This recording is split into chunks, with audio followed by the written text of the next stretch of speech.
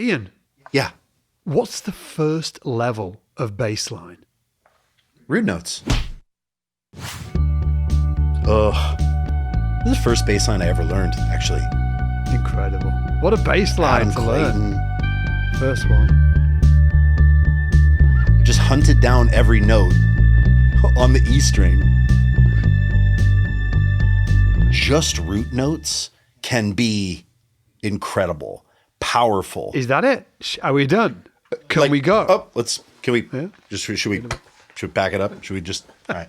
I know. I feel the same way sometimes. Like, whoa, it's really powerful. And it's not to be, we're not making this video to say as we go through these levels of bass line that they're going to necessarily get better.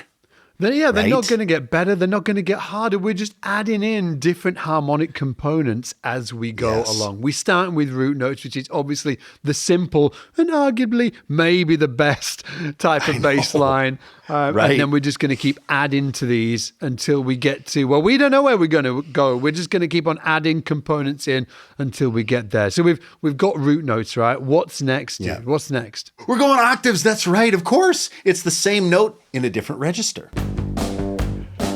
Look at this. Rickenbacker with a thumb pick.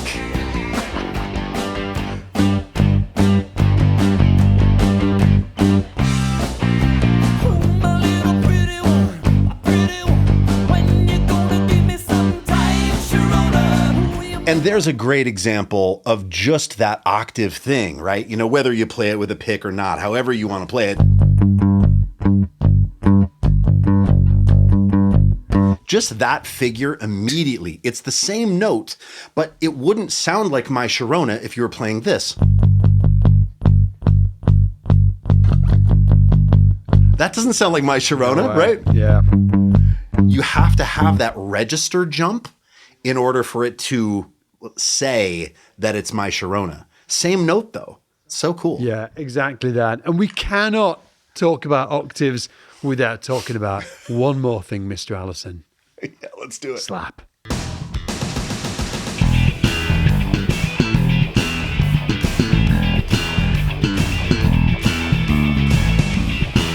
Woo!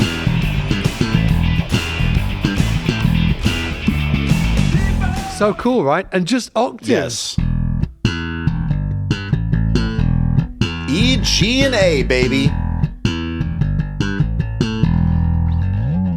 Hey, and check this out. If you're actually trying to get your slap bass chops together and level up your bass playing in any single way, check out Mr. Allison there, just lifting that bass. We're actually doing a live masterclass on May 14th, where Ian and I are going to be showing exactly how to get a lot more out of your practice time than you are right now. We're talking about effective practice strategies, because it's really, really important that you focus on the right stuff at the right time, but also how you understand how to structure the time you've got. We've actually got very different approaches to practice. On that session, we're going to go into that, and Ian's also going to take you through a practice. What do you call them, Ian? A guided practice session. Guided practice session on the actual call. We're going to be doing it on something similar to Zoom. It's not going to be here on YouTube. It's not going to be on the website, but it is completely free. Now, you can go and click the link in the description if you want to come and check us out. Again, it's completely free, or just go to scottslivemasterclass.com. Again, the date is, let me check this, May 14th, 3 p.m. UK, 7 a.m. Pacific, and 10 a.m. Eastern. Yeah, if you're on the Pacific Coast, bring your coffee. You're going to need it. Again, scottslivemasterclass.com. We would love to see you there. Okay, after roots, after octaves, we're going to add the next level of harmonic complexity, which is the fifth. A root and a fifth, one of the best bass lines ever of all time that just so happens to incorporate the root. And the fifth is James Jamerson playing My Girl by The Temptations. Check it out. Love that it starts with that fifth. Yeah. Yeah. Oh, man. I mean, it's so simple, but it's so effective, right? I mean, there's that great video, too, of Victor Wooten talking about, playing simple. And if you know it right away, if you play simply, Yeah. And it connects with an audience immediately, right? Because you feel it, it just takes you away. A simple root 5 bass line, like, come on, all day long. And works every they're time. underused as well. They're underused, you know, like they're just so powerful. In fact, think of like country, right? How many root 5th bass lines have been used in country music? It's like classic country music. Go-to? Am I offending for anybody sure. there? Oh. No. I mean, I think like classic country music, you know, Willie, Waylon Jennings, Johnny Cash, it's all about that, right? It's all about that like short root 5 motion through a progression. Like, and that whole thing has rules and regulations and art around it. People really downplay what an art form that like root 5 country thing is. Similar to like walking bass, where it's like, oh, you're just sort of playing a bunch of notes, right? It's like, no. There are rules. No. Yeah. So the root 5 thing is incredible. Hey, and guys, if any of you are wanting to learn these bass lines that we're showing you today, hopefully you do. We have hooked you up down in the description down below with the free tab notation. Yes, Mr. Allison, in the description down below, we've got the free tab and notation down there for you. Now, with that said, next up, we're going to jump into triads. So we've had roots, we've had octaves, we've had roots and fifths. Now we've got triads, which is effectively the root, the third, and the fifth of the chord. We're going to jump into this. Wilson Pickett, The Midnight Hour. Yes. Woo!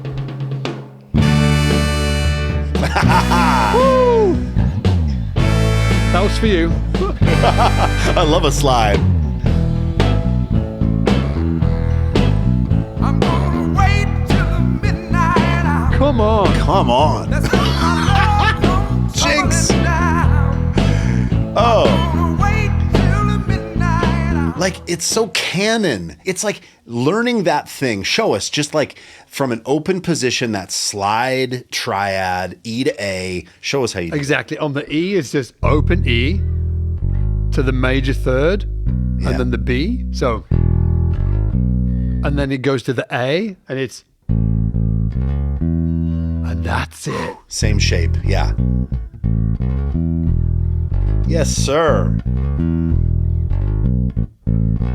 I like a bit of a 2 short notes on the A, just a bit of a sprinkle on top. Yes. Oh. Yeah, for sure. Feels great. Oh. And I mean, look, it also, it begs to, like, there's a ton of songs that do this. Obla D is another one, you know, by the Beatles, right? Where Paul McCartney, I think it's in B flat. But it's the same exact thing. But when you close off the triad shape, you can do it anywhere. Like, let's do it in C. You're doing from the root note, and then you're sliding up 2 whole steps to the third and then playing the fifth. You can do it anywhere. Hey, dude. You want to know another Beatles bass line that uses a triad? Yes, I do. Oh! Smooth, dude.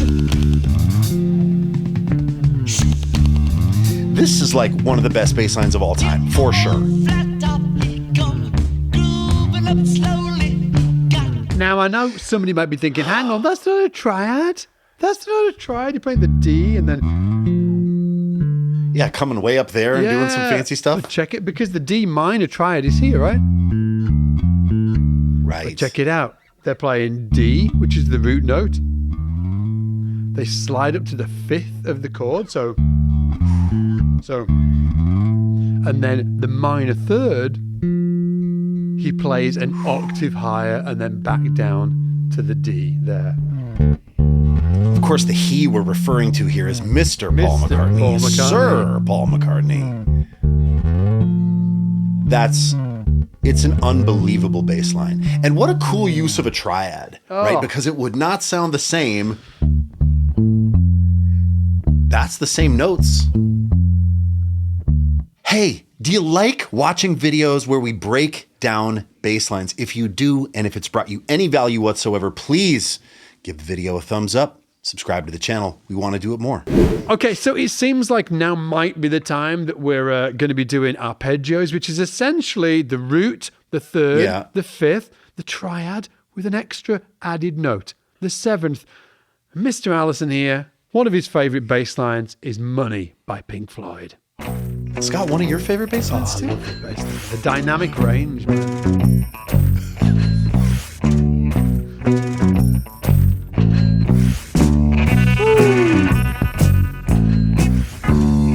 I mean, I just think it's such a classic line. It's also in 7, right? What? Which is wild. Teach me it, dude. Come on. I don't So, think I've all right, ever so- played this bass line. Come on.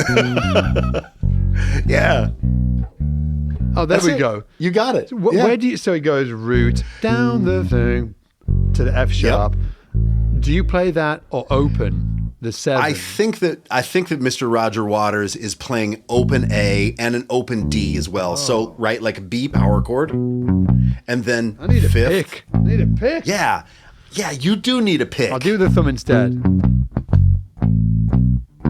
So it's all in position, right? So B power chord. Yeah. I need a pick to do it. Sounds cooler. And it's just perfectly outlines an arpeggio, and not in the way that you might think. It's not like, well, here's the root, right? And then here's the 5 and the octave, and then maybe the minor third up here, or right, how you'd see a guitar player play the chord and the 7, right? It's not this kind of thing. It's not, right? It's actually outlining it like a bass player would. So B, and that's B, octave, 5th, root again, and then 5th low. There's that flat 7, root, minor third. So it's all there. Damn, it is a good bass line. Next up, Pentatonics. Come on, Alison, give it to me.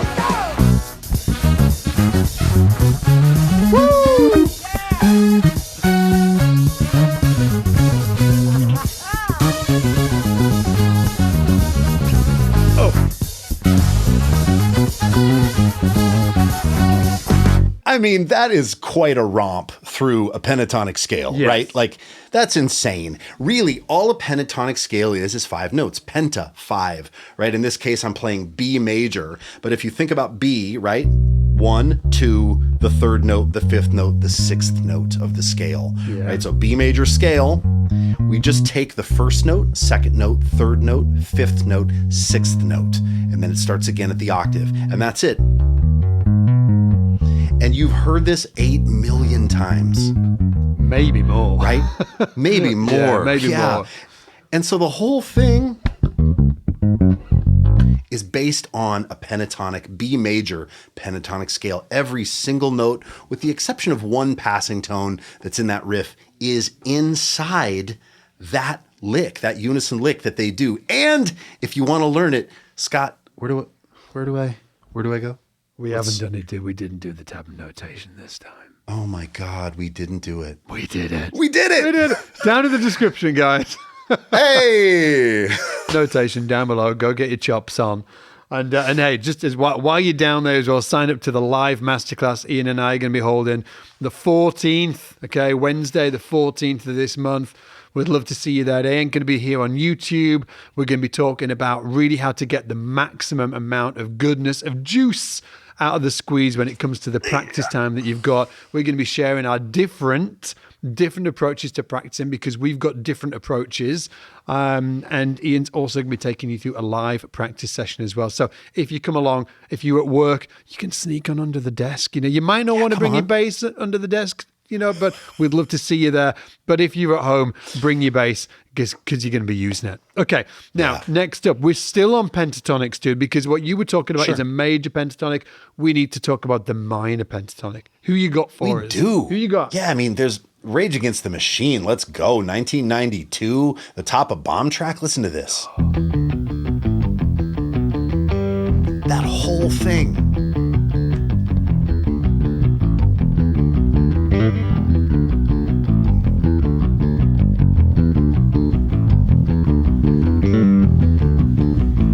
Come on, just play it to the build, dude.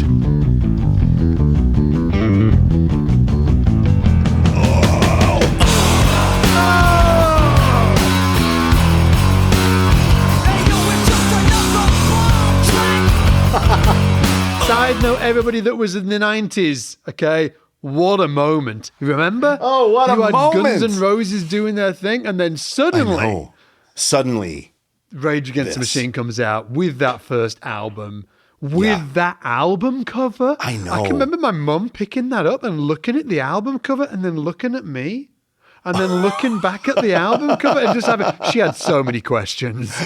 So many questions. Anyway, take us through the riff. Take us through the riff. It's so good. I mean, so it's just E minor pentatonic. And Timmy's doing it in this position, right? So if we think about it, we've got an E, a G, A, B, D, E.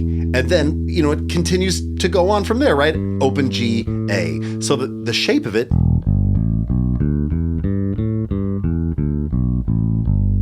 tab and notation, right? And then it's how they order that. Right? So just that first lick.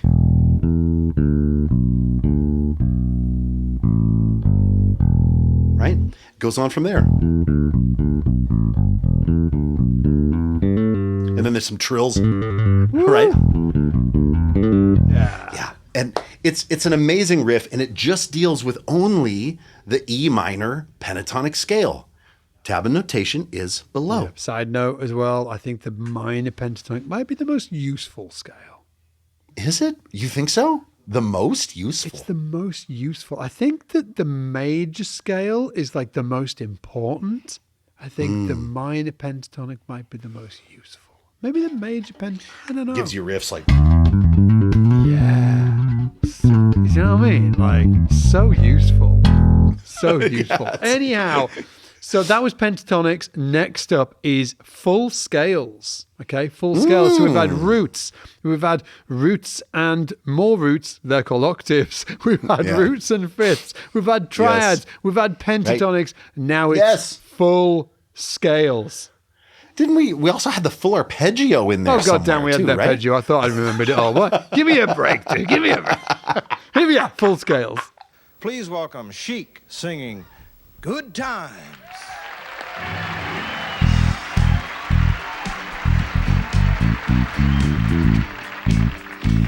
This one, too, is maybe my favorite bass line of all time. I keep saying that. Oh. Yes.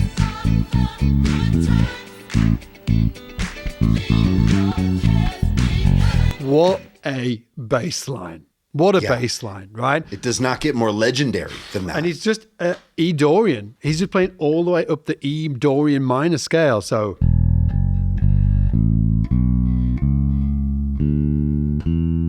he's got that major six in there, which is why it sounds so. It's like that that funk minor thing, right? And it's just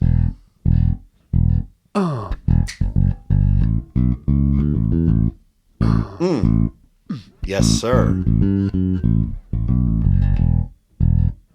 Okay, now when you grab the tab and notation down below, make sure that you look for where he's using the... It's really important. It kind of gives that distinct part to the line. Again, on the way up.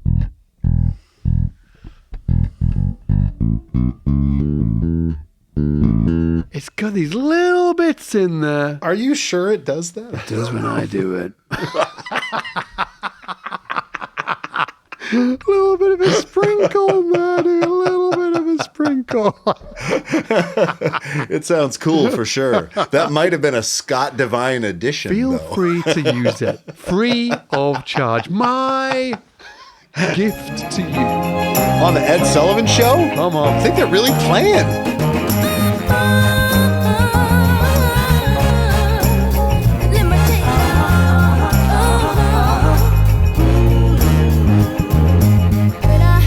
Wilton Felder on the record playing.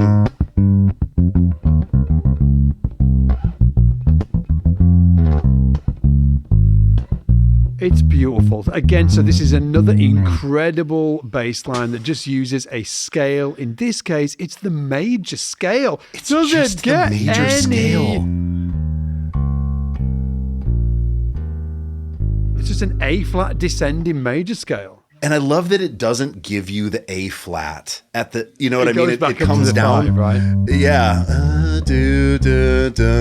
And then it sets up that 5 is like, oh, now where are we going to go? Right. Yeah. And then we just go 6, 3, 4, 1, 2, 5, 1. It's great, isn't it? It's just Yes. maybe the best example. My favorite example, actually. It's nasty bass line. It's so good. And just a major scale. Next up is Chromatics. This is when things get spicy. So in case Yeah. you don't know, okay, we've done all of these things. Now, what a chromatic is when you take, let's say, one note, right? So we've got, let's say, a D in this case. Well, we can get one chromatic note that moves into it like this. Or we could do 2 chromatic notes. Or we could do 3 Yeah. chromatic notes. Now, if you take a triad like this, we can do 1 chromatic note into each note, 2 chromatic notes into each, 3 on. chromatic notes into each, Hey! and then you can go off and create some great bass lines with that stuff, which is hopefully what we're going to showcase right now.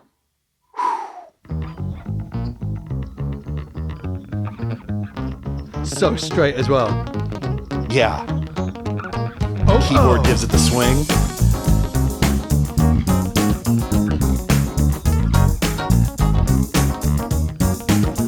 So check it out. It's kind of got this. Kind of sounds like a minor pentatonic around that E flat minor. Yeah, But it's for got sure. this.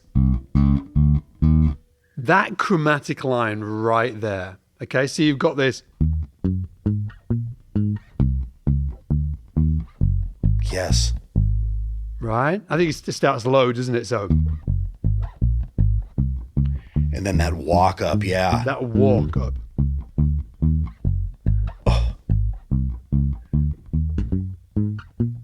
It's so cool because it's giving you that minor pentatonic thing. It's like minor triads with a fourth. So it's like minor pentatonic, but then sandwiched every time it leads you back with that chromatic thing. And the chromatic approach really sort of like leads the listener's ear, right? It's like, Pulls you oh, in, doesn't you? Yeah, it Yes. pulls you in. And obviously for me, I think that this was really popularized by James Jamerson in the 60s. That's when this kind of like approach to bass playing came into existence in a big way. And he juiced that lemon, Mr. Jamerson. Yes, he juiced he the lemon. sure did. But if you jump all the way forward as well, there's also some incredible bass lines happening way after I Wish, for instance, which is the Stevie Wonder track that we played just there, way after James Jamerson. And maybe this next example is a great example of Flea taking his turn with some chromatics. bringing it back to Flea. This is the end of Funky Monks. I mean, this is just so incredible. Got a great little chromatic approach to it. Check this out. Maybe the funkiest thing he ever played. So good. Maybe so. Yeah, we've got Oh.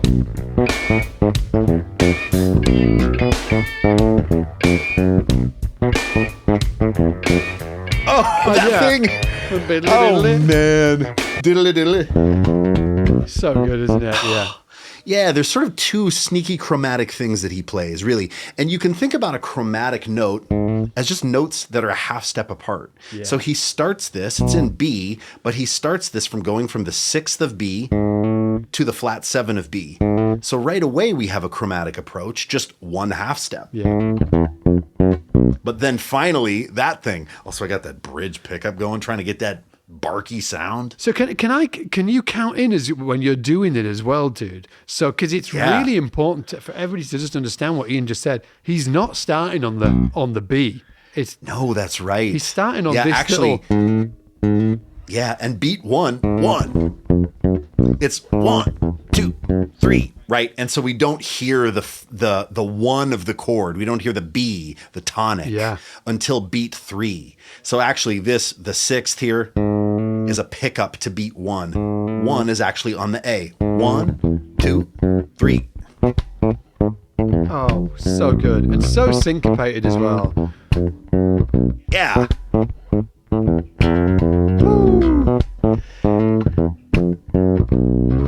It's just nasty. If you want to learn it, you know that tab of notation is waiting for you. What are you waiting for? Now, you might think that we're done, right? Because we've been through it all, right? The roots and fives, the octaves, the arpeggios, the pentatonics, the scales, the chromatics. We are done. We are not done. Next up is chords, and we're going to showcase an incredible track with one of Ian's favorite bass players on it, Mr. Tony Levin.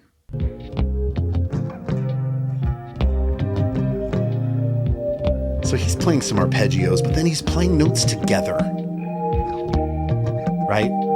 So instead of just playing all the notes one at a time, he's choosing to play chords on the bass. So cool. And he's also got a nappy under his strings, which we'll get into in 1 second. Proud land, we grew up strong. We were wanted all along. I was taught to fight, taught to win. I never thought I could fail. No fight left. I mean, just check that thing out. How he came up with this is just incredible. Like, he heard a drum machine sequence. And so he had this idea of playing chordally, and he's using his fingers. I do not even understand how he's getting that bright sound. It's a Music Man bass with fingers, but as Scott said, he's putting a diaper, a nappy. Under the strings to get the muting. Yeah, and I've done a whole video breakdown on this. We've talked about this multiple times, but it's so good. But the bass line, you can get kind of close. I've got a bit of chorus. I've got a pick. I'm palm muting. Right? Oh, that sounds beautiful.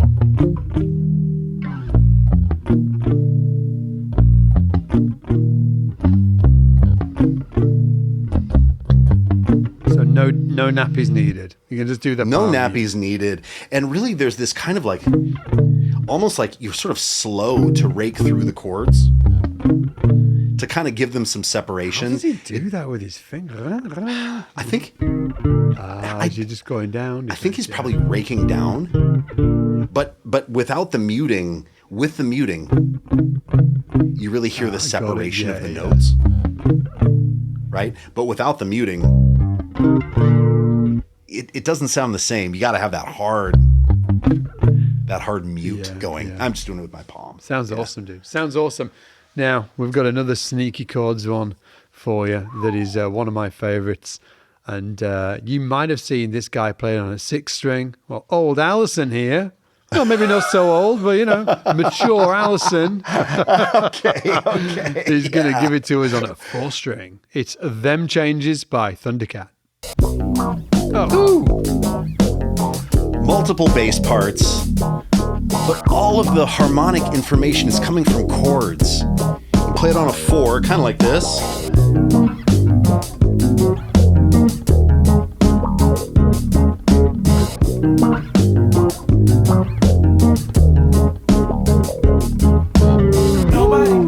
Yeah, dude, play it without the track so we can hear that. It sounds incredible. Yeah, sure. So all it is like... And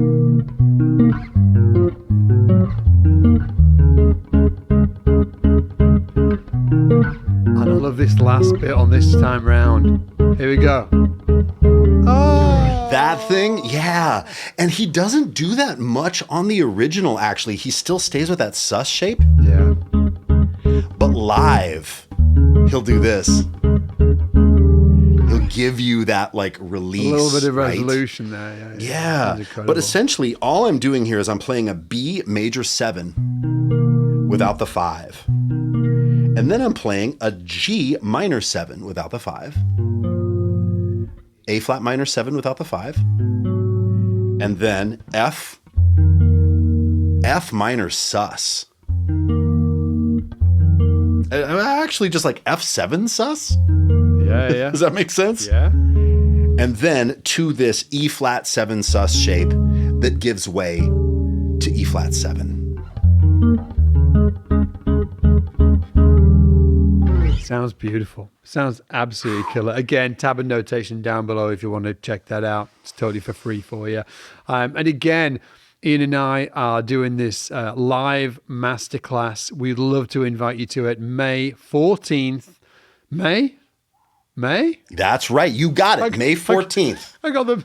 Oh, did I get it right? May 14th. Where am I? Yeah, Who am I? May 14th.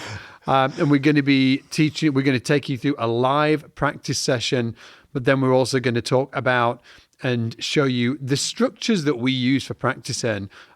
Ian and I have got a different approach, and we're believers that not one size fits all. So it'd be really fun to take you through how we practice, so you can get that stuff and make sure that you're getting all of the maximum amount of stuff from your practice sessions. Because it's so easy to want to get better and feel like you're stuck in a rut. Practice, and then unfortunately the rut doesn't go away. And the reality is that how you spend your time with your instrument practicing is the thing that's going to get you to that, level you up to that next level. But it's really important that you approach your time in the correct way. It is too easy to blow that time. It's too easy to blow the time. True. Yeah. So if you want to check it out, again, May 14th, it's not going to be live here on YouTube. It's going to be on a Zoom type vibe. It's not going to be on the website. And it's totally free. 3 p.m. UK, 7 a.m. Pacific, or 10 a.m. Eastern. All you need to do is go to scottslivemasterclass.com and you can sign up for free right there. And maybe we'll see you there. Hopefully we will. Take it easy in the shed.